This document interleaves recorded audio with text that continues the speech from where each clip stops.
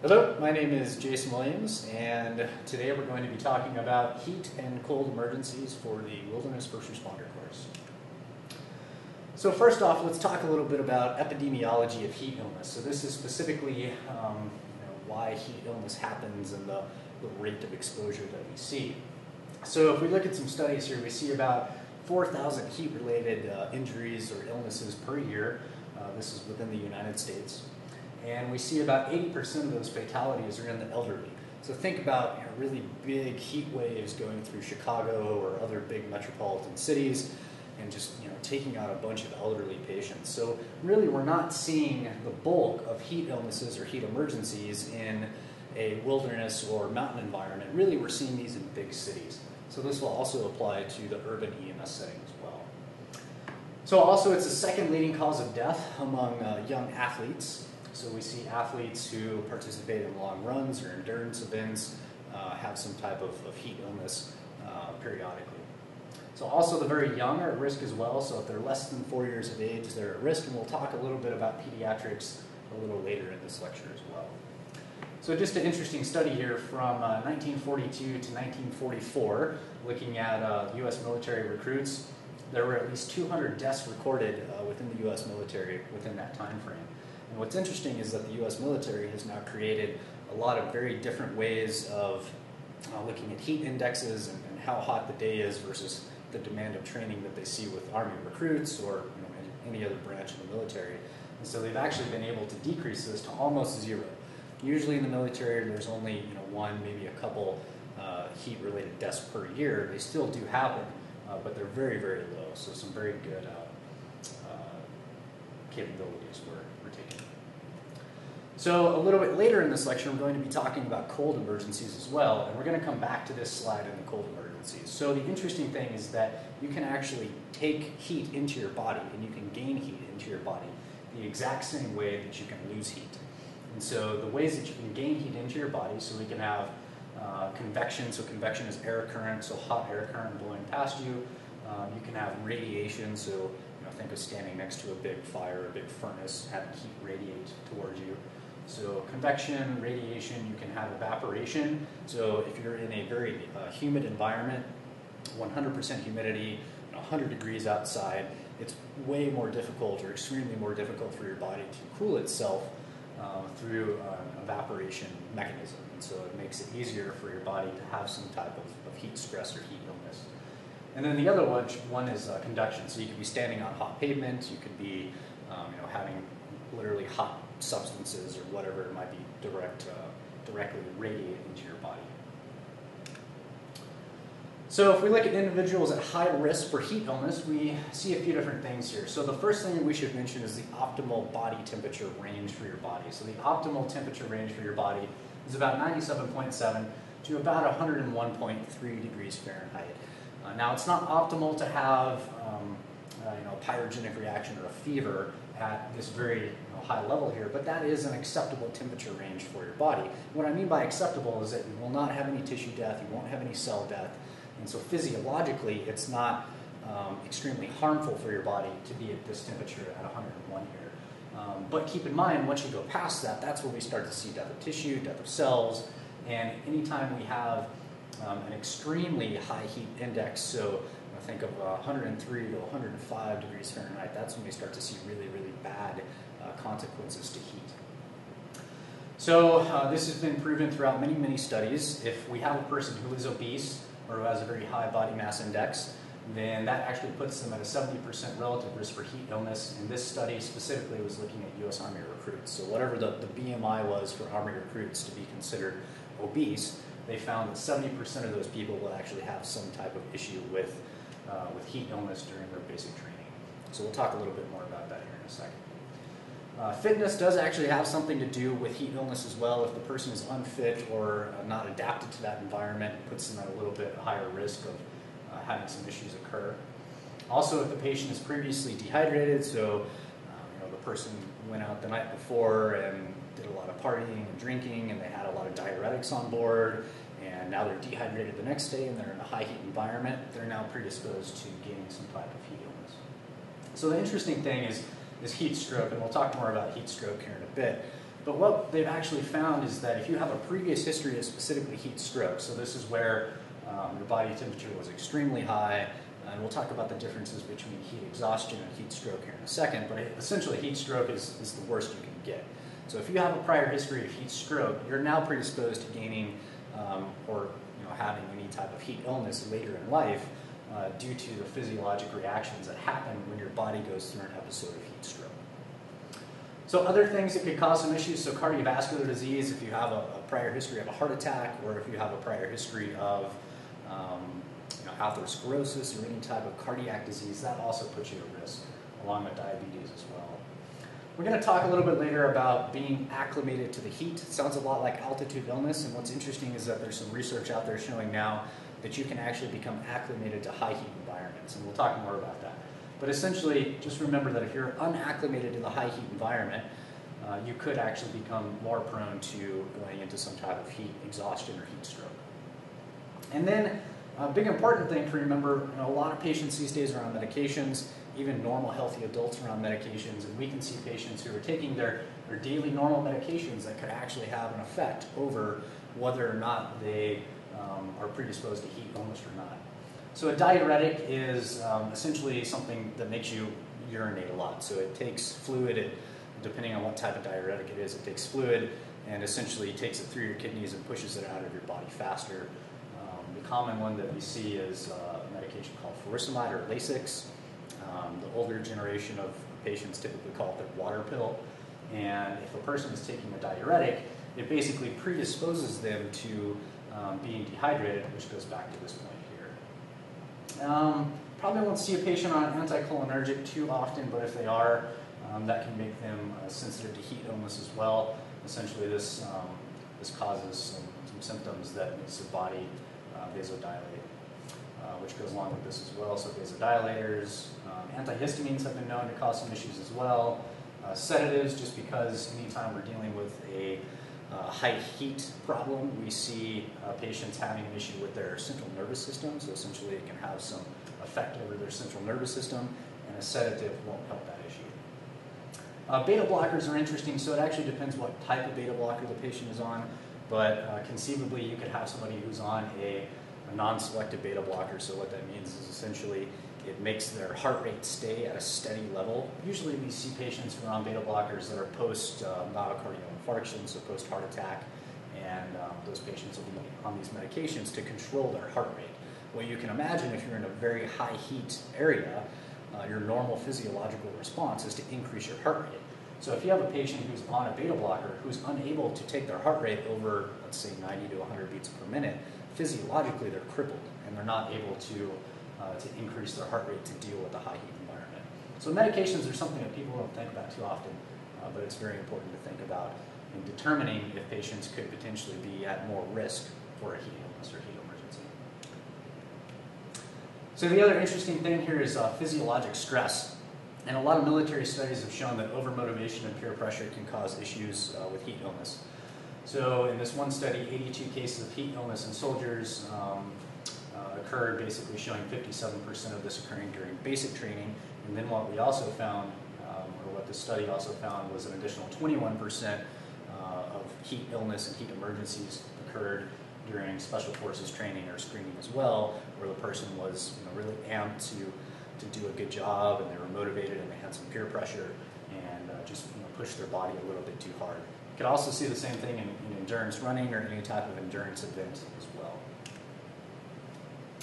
Okay, so let's talk a little bit about hyperthermia specifically. So essentially what happens when a person becomes hyperthermic is their body has to have a physiologic response to that. And so your body's normal physiologic response is to vasodilate. So what I mean by vasodilating is essentially all the vessels in the body, specifically the vascular system, so the veins that you can see on the outside of your arm, will start to dilate and they'll get very big.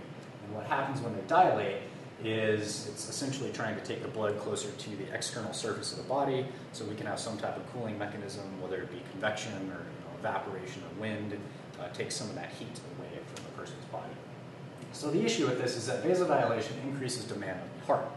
And the way that it increases the demand on the heart is when the vessels become very big, what happens is that the amount of fluid in your body is cut short a little bit. So think about a water bottle that's completely full.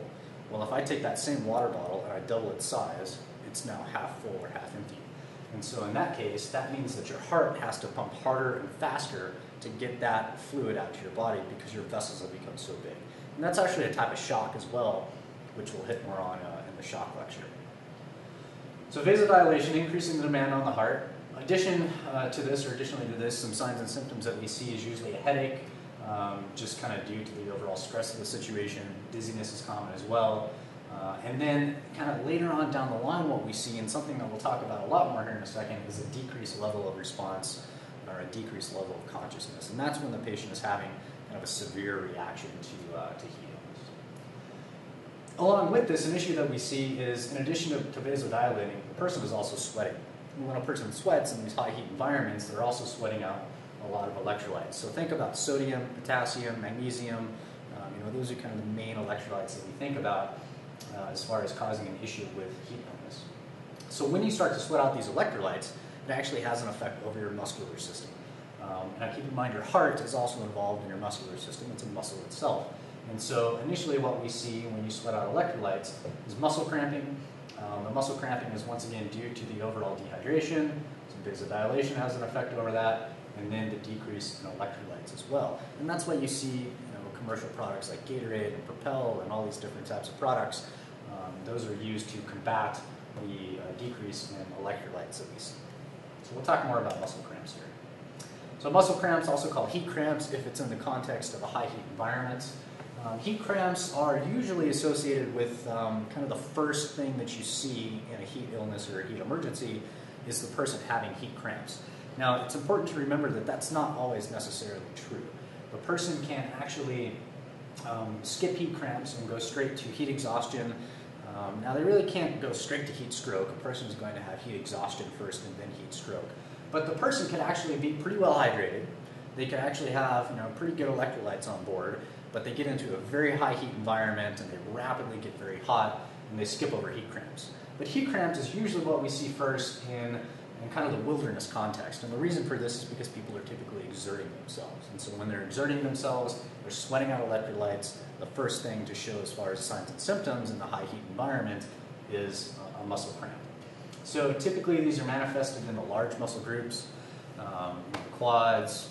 For me personally, the first place that I always feel it is in my biceps. And what will happen is it'll cramp and I'll know I've gone into heat cramps. Now, we should try to catch our bodies before that happens, but sometimes that's not always effective. So things that we should do for heat cramps. The main thing is remove the person from the hot environment or the high heat environment. Now it's difficult to do in the mountains. It's difficult to do in the wilderness, especially if you're in the desert environment where there's no trees around, there's no shade. But there are ways to do that. So be creative. When you come in for the lab sessions, we'll give you some examples and some different scenarios dealing with heat issues. And you'll see you can use tarps to provide shade. You can fan the patient. I typically carry a spray water bottle on rescues if I know I'm going in for somebody who has a heat illness or a heat emergency. And I'll use all those different things to try to remove the person from the environment without actually taking them completely out of the environment. And then the big thing for heat cramps is the person needs to rest. And they need to rest usually a good long while. The issue that we see is people will be in endurance events, they'll be in marathons or the Baton Death March or some type of endurance events, and they'll have heat cramps, they'll stop at the aid station, they'll rest for 10 minutes, they'll get a little cup of Gatorade that the person gives them, and they'll be like, great, I don't have heat cramps anymore, and then they'll march on from there, and that's when they start having issues like heat exhaustion, and then if they keep going from there, heat stroke. So have the person rest, and it does take some time. And then also early replace their electrolytes. Now, this is a first responder class in addition to being a wilderness first responder class. And so, in the typical urban EMS situation, we're never really going to give anybody anything by mouth. And that's called giving a PO medication, whether it be an aspirin or even water in this case. Now, in the wilderness context, it's important to orally replace electrolytes. In the urban setting, usually you're not going to give them anything by mouth.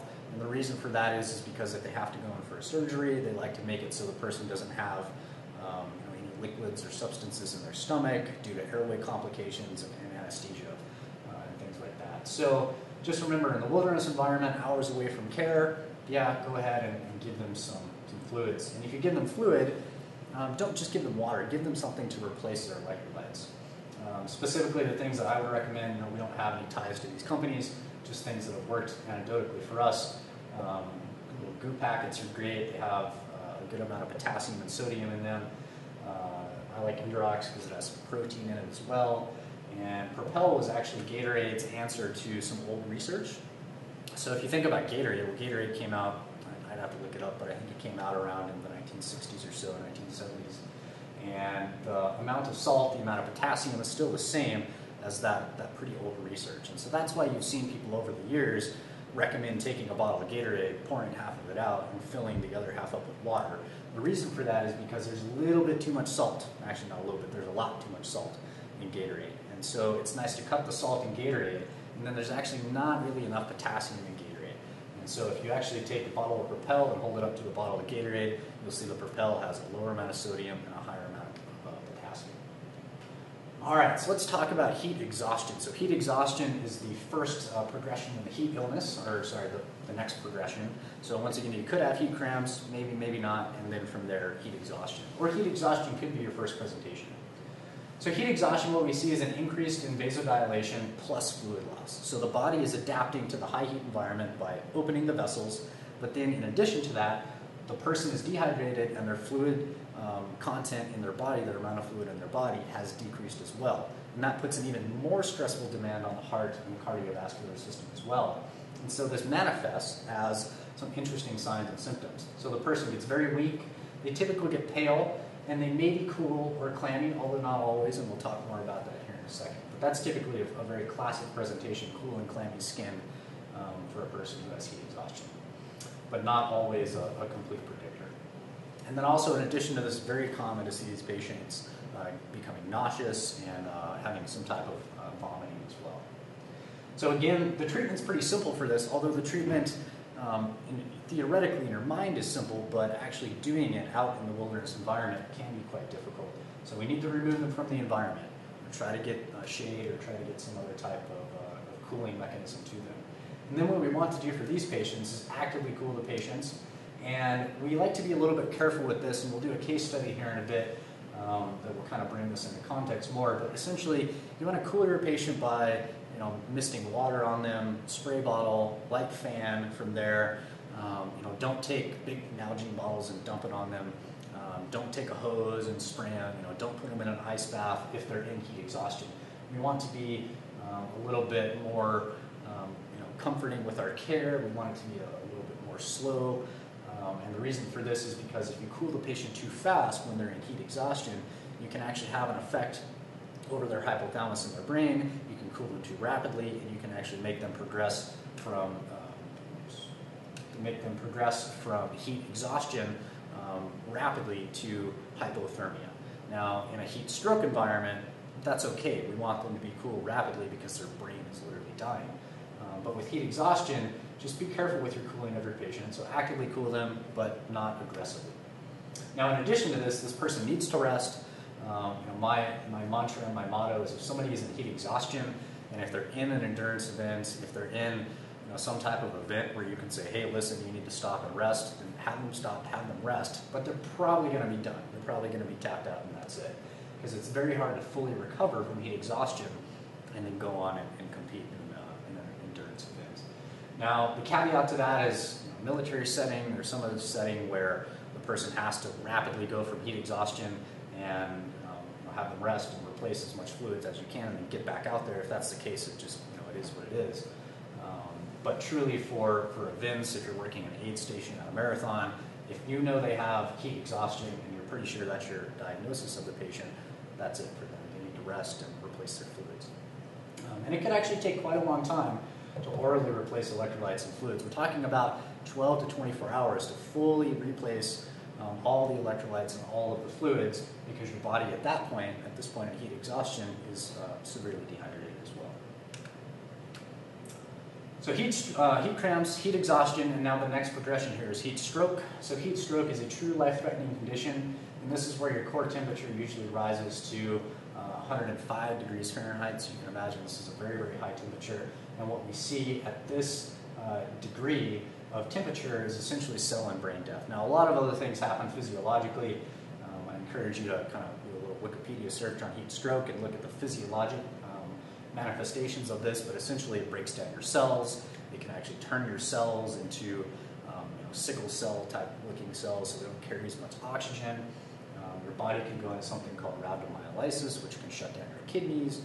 And we see not only immediate issues with patients with heat stroke, but we see long-term issues as well. So neurologic deficits, these patients spend sometimes a good deal amount of time in the hospital as well, and overall it's a pretty brutal thing to go through for patients. So because this is so bad, immediate active cooling is recommended. So this is where you do want to take a bathtub full of ice and put the patient in it. Now, not completely submerge them, obviously keep their airway intact, but you do want to rapidly cool these patients as fast as you can, not worrying about shivering, and at that point they probably won't shiver anyway. Typically these patients are, well, for sure their level of consciousness is altered, but usually by the time they get to heat stroke, their mentation is completely out of whack and gone, and usually they're unconscious by the time they get to heat stroke. So if they are unconscious, you need to manage their airway. So refer back to the airway lecture, but managing their airway could be oxygen with a non-rebreather if you have it. It could be a bag valve mask. It could be inserting an OPA or an NPA, or if they completely lose a gag reflex at the first responder level in New Mexico, it could be inserting a laryngeal mask airway as well. It just depends on the situation. So a big thing with this is you need to get some help. You need to get fast evacuation.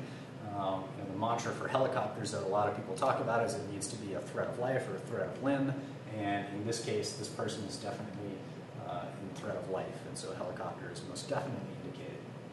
I've done a little bit of work with the Grand Canyon Park Service. We actually send some of our students there to do internships in the Diploma in Mountain Medicine program, and what we found out there is that they have some really good protocols on heat stroke. They actually deal with heat exhaustion and heat stroke a lot in the Grand Canyon, and they'll literally fly big buckets full of ice into the lower parts of the canyon to be able to cool patients down rapidly because it is such an issue there.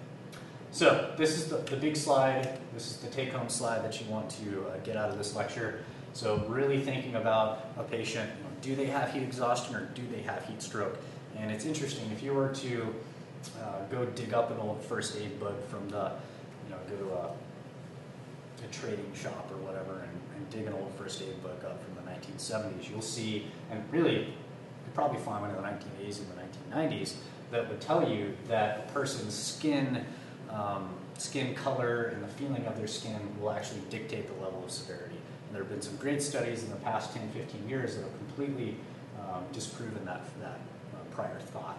And so essentially what happens is that your body in heat exhaustion will sometimes be pale, cool, and clammy, and in heat stroke will sometimes be very hot, be very red, and be very dry, but not always necessarily. And so the only way that you can fully tell if a person has gone into heat stroke is by their level of consciousness. So always think about, what is their mentation, what is their level of consciousness? Well, how do we assess that? Well, if you look back at the assessment lecture, you'll see that we check A&O times 4, right? So are they alert to person, place, time, and events? Well, if they're not alert to those things, if they can't answer questions appropriately, then their level of consciousness is diminished. And in that case, that means they're absolutely, without question, in heat stroke. Now, once they are able to answer questions appropriately, or if they are able to answer questions appropriately and don't seem confused at all, they're in a condition of heat exhaustion, if that's the case. So once again, skin condition does not dictate the level of severity with these patients. So one of the last slides here on heat emergencies, and then we'll have a quick case study. So some interesting thing about preparation for the heat.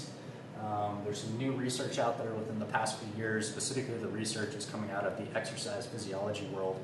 And what they found is that there's actually specific proteins in your body that are able to physiologically adjust and help your body to high heat environments. And this is why people who live in jungles and live in desert environments that are very hot for a lot of the year are able to adapt and live in those environments better than other people who live in the mountains up at nice 60-degree weather.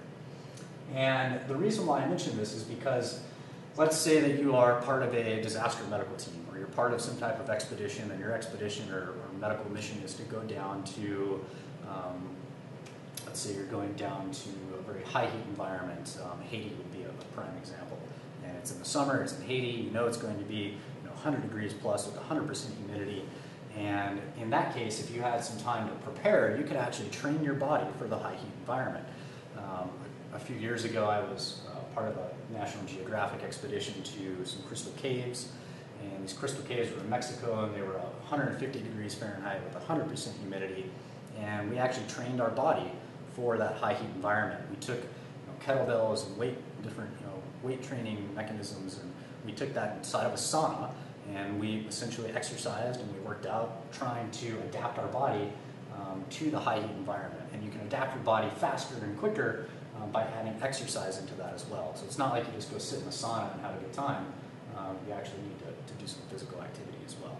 So by doing that, you can actually build up heat shock proteins in your body, and this means that exposure to these sublethal high temperatures can produce this heat shock reaction or response. And this can help your immune response. It actually helps your vascular bed relax, so your vascular bed doesn't immediately vasodilate when you go into those high heat environments. And that keeps your blood pressure a little bit higher as well, and it will keep your heart rate from going very tachycardic also. So just some interesting research out there if you're more interested in it. I'm doing a quick web search would find a lot on heat shock proteins. Some fascinating stuff. All right, so over my years of mountain rescue experience, I've definitely seen a few, more than a few heat illnesses in the Sandia Mountains and other places throughout New Mexico. And this was one that I'll never forget. So this was a 45-year-old female. She was 5 miles up the La Luz Trail. She called in complaining of nausea and fatigue. She had reportedly hiked all the way to the crest house. She was hiking back down from there. And the local mountain rescue team, the local mountain rescue team gets called out. And we're about 2 miles up the trail. She calls back into 911. She's saying that she's now vomiting, she's dizzy. And we get there about 2 hours later. The response time, sometimes it's diminished due to weather, due to dispatch issues or whatever, and so this is kind of a common occurrence. So we get there a couple hours later after searching and finding her, and she appears flushed in the face with a decreased level of consciousness. So she's kind of red, her skin's a little bit hot, and her skin is wet as well, but her level of consciousness is decreased. So she's a little bit loopy, she's not able to answer all of my questions appropriately. If we look at some vital signs, so her heart rate is 108, so normal vital signs 60 to 100, and she's at rest, right? So I always tell students while I instruct about vital signs, think about their vital signs. If you have somebody who is at rest with a heart rate of 100, well, that's not normal, right? We don't sit in our desk in our office and have a heart rate of 100. We sit there and have a heart rate of 60 to 80, depending on how physically fit you are, or maybe less than 60. So this person is sitting in the trail, not having any exercise or movement, and her heart rate is 108, so that's tachycardia. Blood pressure is low, 80 over 58, so normal blood pressure. The blood pressure thing is interesting. That's some pretty old research as well. And so normal blood pressures for a 45-year-old female, as long as she's not on any medications, should probably be about 100 to 110 systolic, the top number there. And so in this case, she is absolutely hypotensive at 80 over 58. And her respiratory rate is 16 breaths per minute, so a little bit labored maybe. And it's 1 in the afternoon, it's 100 degrees outside. You're in kind of that awful section of the La Luz Trail, if you know what I'm talking about, where there's not a lot of trees at all, and it's just kind of nasty dirt switchbacks. So I'll let you think about this for a minute or so, and think about what you would do for this patient. Think about what type of heat illness they might be in.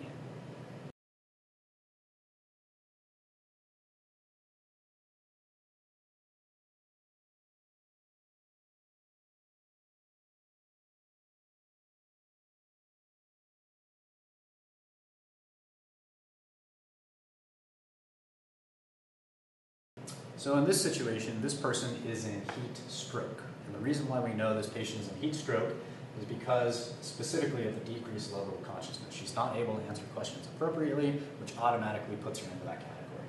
So keep in mind, the skin may be wet and clammy, but this patient is still in heat shock. So if the person is in heat shock, well, we know what we need to do. We need to aggressively, rapidly cool this patient as fast as we can by whatever means possible to prevent this person from going into sudden and brave death. In this situation, we were able to create some shade. We were able to provide some fanning for cooling. We were able to mist the patient and pour some water over the patient. We were also able, because at the time we had some paramedics on scene, we were able to start some intravenous lines, giving some fluid, helping to combat the vasodilation and the fluid loss as well, and then obviously transporting down the Wallace Trail. So definitely an interesting case study, and it's really important to be able to differentiate between what type of heat illness it is.